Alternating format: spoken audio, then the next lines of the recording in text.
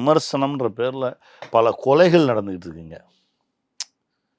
அதுதான் வேதனையாக இருக்குது. அதுவும் சமீபத்தில் நடந்ததெல்லாம் மிகப்பெரிய கொடுமை. அதெல்லாம் வந்து யோசிக்கவே முடியல என்னால்.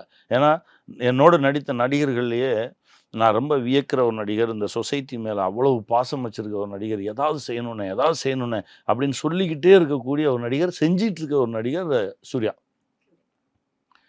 அவருடைய மனசு அவ்வளோ அற்புதமான ஒரு மனுஷன், அவ்வளோ தங்கமான ஒரு புள்ள. அது அவ்வளோ சின்சியராக வேலை பார்ப்பார். ஒரு ஷாட் முடிஞ்சிச்சுன்னா இந்த ஷாட்டுக்குள்ளே நம்ம என்ன கொடுத்தோம், நம்ம சக்தி எவ்வளோ கொடுத்தோம் அப்படின்னு சொல்லி போராடி செய்கிற ஒரு மனுஷனை யோசிக்கவே முடியாத அளவுக்கு ஒரு விஷயம் நடந்தது. அதெல்லாம் வந்து வெளியே சொல்ல முடியல.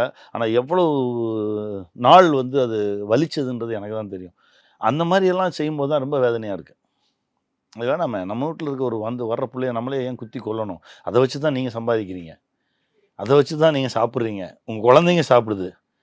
என்னை வந்து தாயை கொன்னுட்டு தாயோடைய மாரை அறுத்துட்டு நீ போய் எப்படி சாப்பிட முடியும்?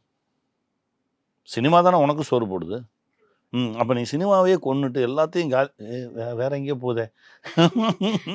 நீங்களே ஆமாம், ரொம்ப வேதனையாக இருந்துச்சு. ஏன்னா என் தம்பி, நான் எவ்வளோ தூரம் நாங்கள் 2 பேரும் பேசியிருக்கோம், என்னெல்லாம் பண்ணியிருக்கோம், அவர் என்னெல்லாம் இது வரைக்கும் பண்ணியிருக்காரு, இது எல்லாமே நான் பக்கத்துலேயே இருந்து பார்த்தவன். அது என்ன சார், வன்மம் வெளியே? அது என்னன்னே தெரிலங்க, அது என்னன்னே தெரில. அது என்னமோ அது அதாவது எனக்கு அது புரியவே இல்லை.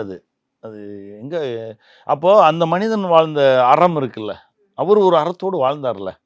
அவர் இந்த சமூகத்துக்கு எவ்வளோ செஞ்சுருக்காரு, எத்தனை குழந்தைங்களை படிக்க வச்சுருக்காரு, அவர் என்னெல்லாம் செஞ்சுருக்காரு. அப்போ அது எல்லாமே அப்படின்ற ஒரு கேள்வி வருது இல்லையா? அதெல்லாம் தான் எனக்கு அவரை நினச்சி தான் ரொம்ப நான் வருத்தப்பட்டேன். அவரை நினச்சி தான் நான் ரொம்ப வேதனைப்பட்டேன். வருவார், ஃபீனிக்ஸ் மாதிரி எந்திரிச்சு வருவார், இதெல்லாம் உடச்சி தூக்கி எறிஞ்சிட்டு போவார். அவ்வளோ சக்தி இருக்குது அவருக்கு, வருவார்.